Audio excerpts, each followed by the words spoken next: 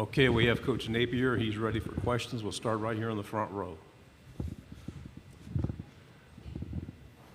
You ready on the front row here? Chris Farblin, KCOU 80.FM. Coach, there's been a lot of talk lately about the Florida-Georgia game. Of course, it's been played in Jacksonville for a long time, but with the potential renovations at TIAA Bank Field, there's talk that they might move the game to a home-and-home. And Kirby talked about this yesterday. Kirby talked about the advantage of moving the game home-and-home. Mm-hmm. I just want to know your opinion. Do you have a preference as a program, whether it's a neutral site or it's a home-and-home? And also, is it the Georgia-Florida game or the Florida-Georgia game? That's a great question. I think the big thing here to understand, first of all, we've got 3 more games of the Florida-Georgia game, right? So it's going to be in Jacksonville for 3 more years.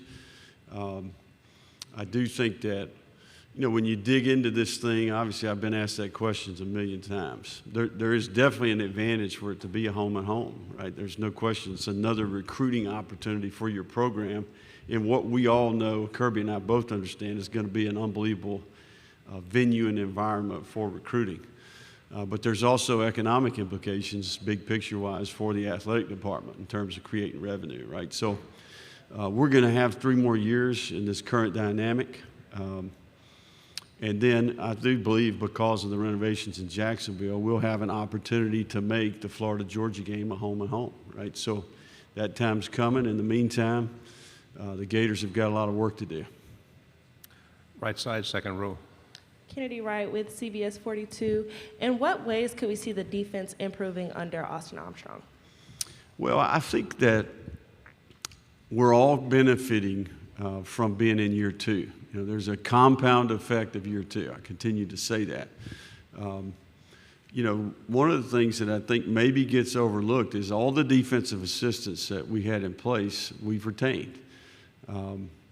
We've restructured our staff a little bit in terms of responsibilities, but each one of the assistant coaches on defense had never worked in our blueprint, right? They'd never been around this kind of tree in terms of how we operate and how we do things. So not only is Austin hitting the ground running because he's worked with us in the past at Louisiana, he worked with Kirby at the University of Georgia, but the people around him are in year 2. The teacher is teaching the material for the second time. Not only is the student learning the material for the second time, the teacher is teaching the material for the second time. So all parts of our process, our 8-stage off-season program, we continue to get better at, and I think that defensively we'll benefit from that whole process.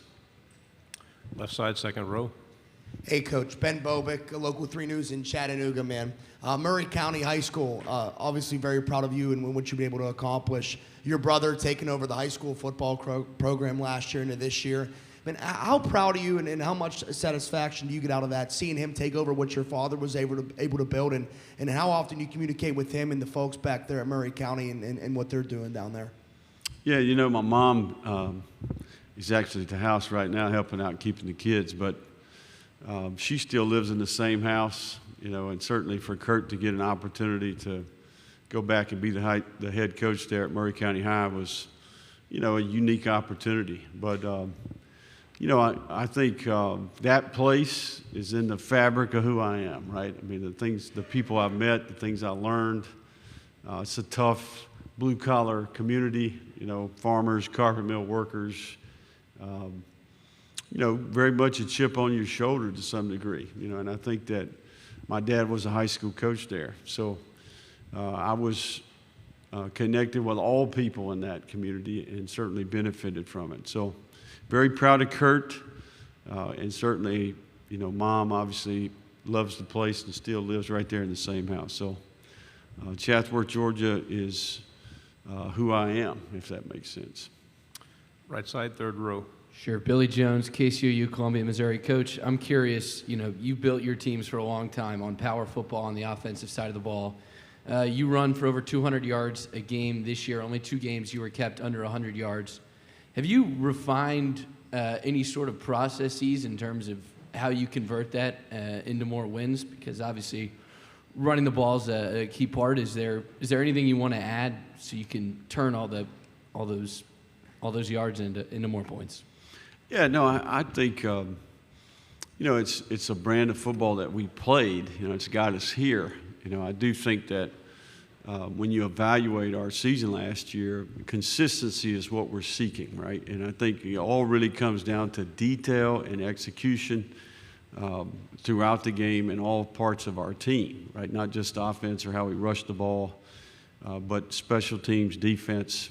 Every facet of our team, I think, is taking things to a different level of detail and discipline. Now we want to be a tough football team, and I think that a practice environment that's committed to playing complementary football, there's going to be a physical element to your team, not only because you need to rush the ball, but you got to be able to stop the run, and we all understand the importance of that in this league. So we're evaluating everything that we do each year, each week, and we'll continue to try to put the best product out there this year, much like we have in the past.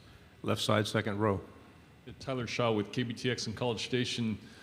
Coach, what did you learn in your first year in the league in year one, and then what are you kind of hoping to accomplish and see in year two? Yeah, no, I think we learned a lot. I think for me it was unique because I'd been out of the league for 5 years, so you come back into the league, you inherit a roster, and you have a pulse of where you're at, and then you go play week in, week out. And I think it just really, you kind of calibrate your eye, relative to where we at as a program, what is our roster like, where do we need to go. And I don't think you truly understand that until you're standing on the field with each one of these teams, right? So I think it helped us adjust big picture relative to where we're at as a program and what we need to do to get back to where the Gators are a consistent championship contender, right? So I think for me, that's my biggest takeaway from year one. Left side, fourth row. Dan Peck, ESPN 106.7 in Auburn. Coach, you talked about coming back into the league after a couple of years off. Hugh Freeze returning to the SEC this year as well after coaching at Liberty. The biggest differences between coaching at the Group of Five level nowadays in college football versus coaching in the SEC? Yeah, pace of the recruiting calendar relative to early signing period and the sped up evaluation and recruitment process. That's number one, without a doubt. So that's where we've had to adjust, year one to year two. And look, I do think we made changes in our workflow.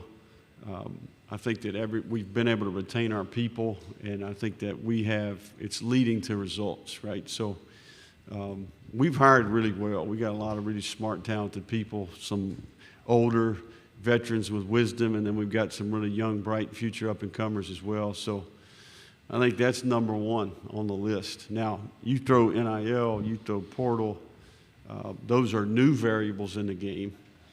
And certainly the combination of those last two creates issues. So three big takeaways year one. Those are the three things. We've come up with really good systems for the final two, and I think we've adjusted in terms of workflow and job descriptions for recruiting. Front row, right side. Colton Sully, OU Daily. Coach Napier, just was wondering your thoughts about OU and Texas joining the SEC next year. And then secondly, there's a little bit of parallels between you guys and OU, both second year head coaches, both historic programs, both went 6 and 7 last season. Mm-hmm. Just curious if you study them at all and if you have a relationship with Coach Venables. What was the first question again? Your thoughts on OU and Texas entering the SEC. So, I'm excited about, I just can't compliment Greg Sankey enough. Tried to say it in there, obviously a well-deserved extension, but one thing to be on the outside, it's another thing to be on the inside and have a complete grasp of, we're talking about highly complicated issues here.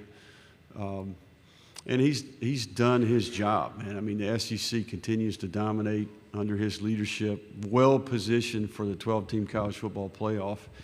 And I think the SEC is going to benefit from Texas and OU joining the league. Automatically the strength of schedule component goes up. It's unique in that our players are going to have an opportunity to play in some of the most historic venues in the history of the game, right? So it makes the SEC better. Therefore, it makes the University of Florida better. On the aisle in the back. Corey LeBounty with WNSP 105.5 in Mobile, Alabama. Shamar James, all freshman type SEC performer, academic, all SEC as well. Talk about his development and growth in his second season and the role he'll be in this Florida defense. You know, Shamar James is one of the young players that I'm really excited about. Shamar was able to play and contribute to our team and gain some valuable experience in year one.